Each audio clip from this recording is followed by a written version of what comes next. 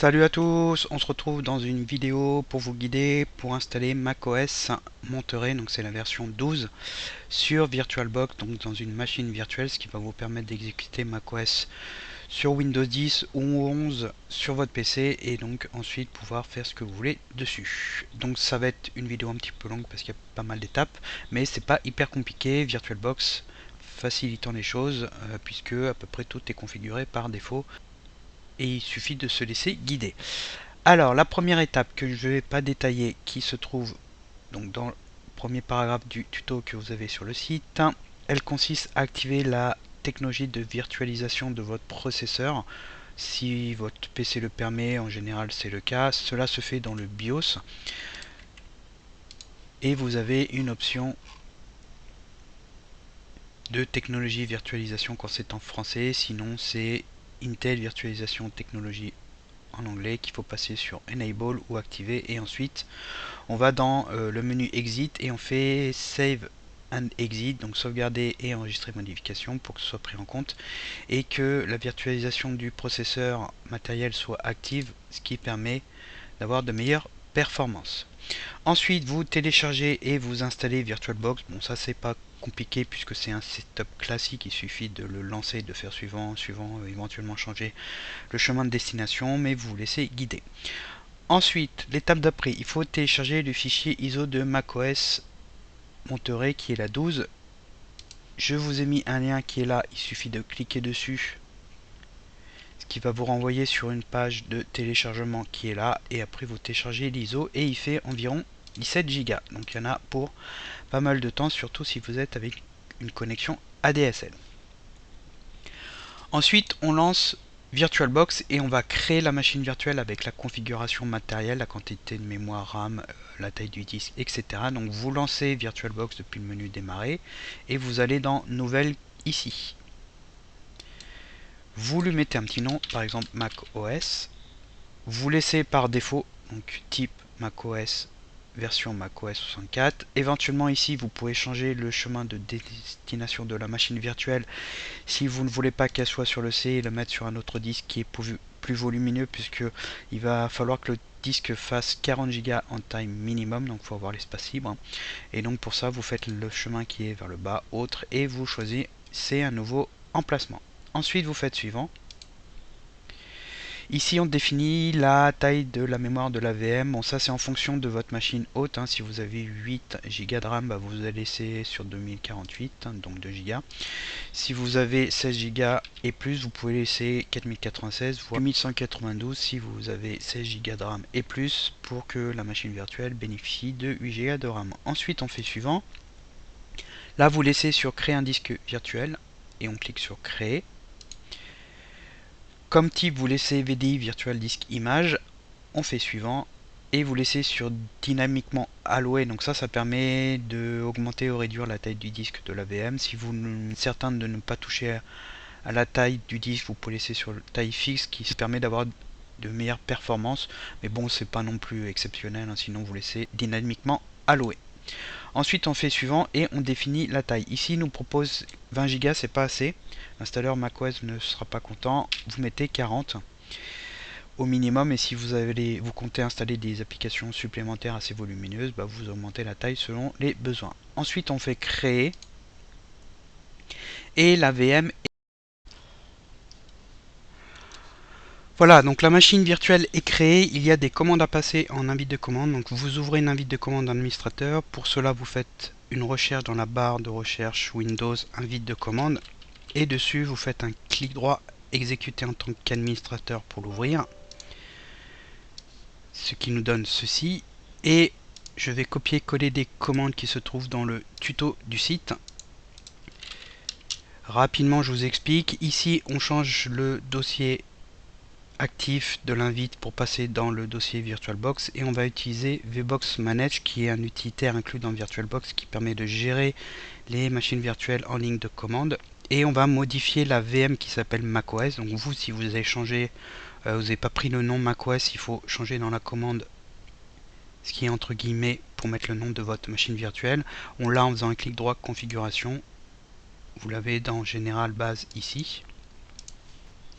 Et ensuite vous laissez le reste ici tel quel, qui permet de modifier des paramètres dans le BIOS de la VM. Donc une fois que c'est passé, il n'y a aucun retour. Quand vous passez les commandes, vous fermez et on peut continuer la configuration de la machine virtuelle.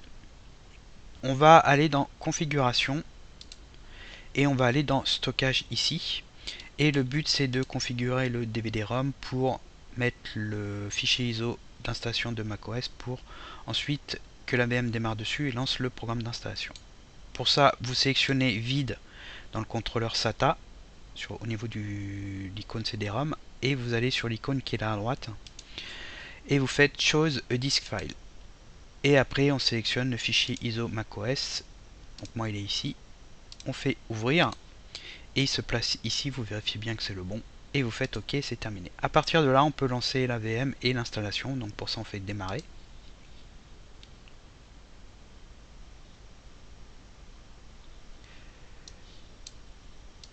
Voilà, et la machine virtuelle démarre et là ça va prendre pas mal de temps, donc vous patientez.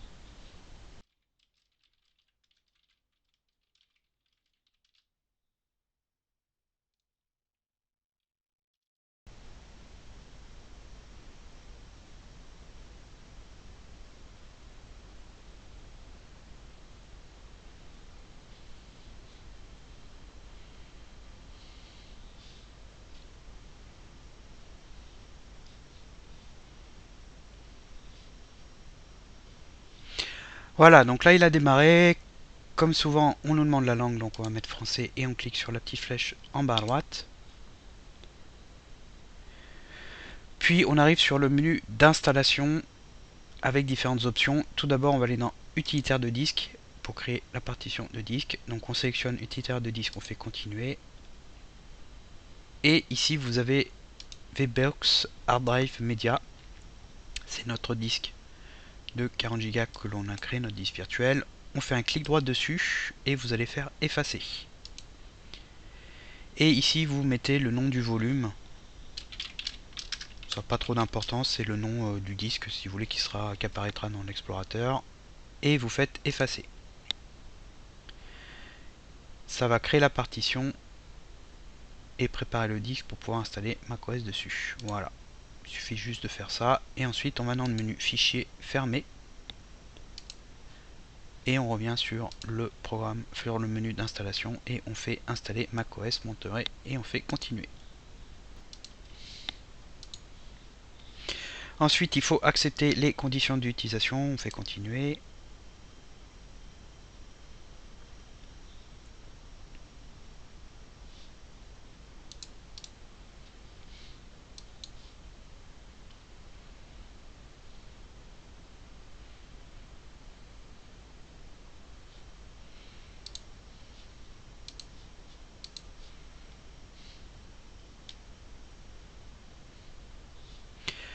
On fait accepter. Accepter. Bon, faut avoir lu, hein, mais bon. On fait accepter. Vous sélectionnez le disque que l'on a créé. Donc vous vérifiez bien que c'est la taille de votre disque virtuel VM. Et vous faites continuer. Et à partir de là, l'installation démarre et ça prend pas mal de temps et il faut patienter. Il y en a pour facilement au minimum une demi-heure, voire plus selon la vitesse de l'ordinateur, de la VM, etc. Donc vous patientez, je vais couper la vidéo pour gagner du temps et on se retrouve une fois que l'installation est terminée avec les paramètres puis l'accès à l'OS.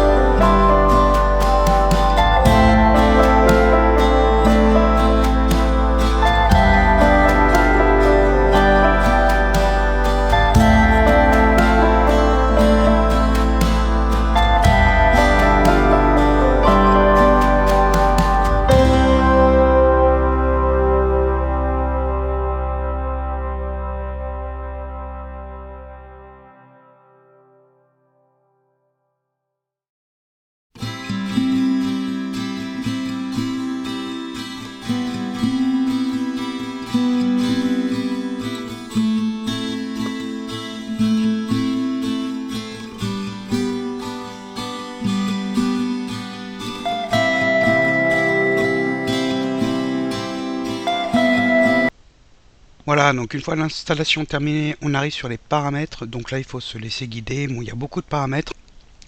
Et bon, il y a des paramètres vous ne voulez pas forcément régler. Vous avez des options en bas à gauche sur fond bleu, me demander plus tard ou ignorer ou choses comme ça pour passer outre le paramètre et ne pas avoir à faire les règles. Donc je vais vous passer les réglages et avec de la musique et on se retrouve une fois sur le bureau puisque après ces paramètres, le bureau de macOS sera disponible.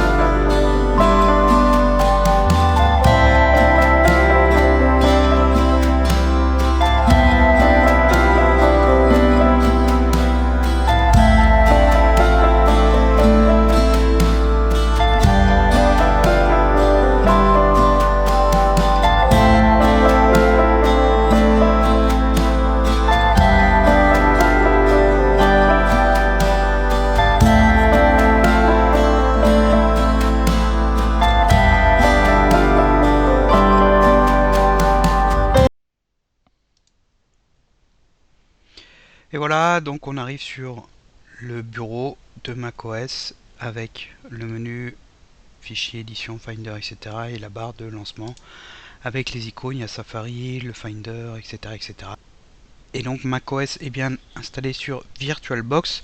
Cette vidéo touche à sa fin. Si elle vous a aidé, n'hésitez pas à la noter avec un pouce vers le haut et à la partager. Jetez un coup d'œil au tuto du site et je vous dis à bientôt pour d'autres vidéos.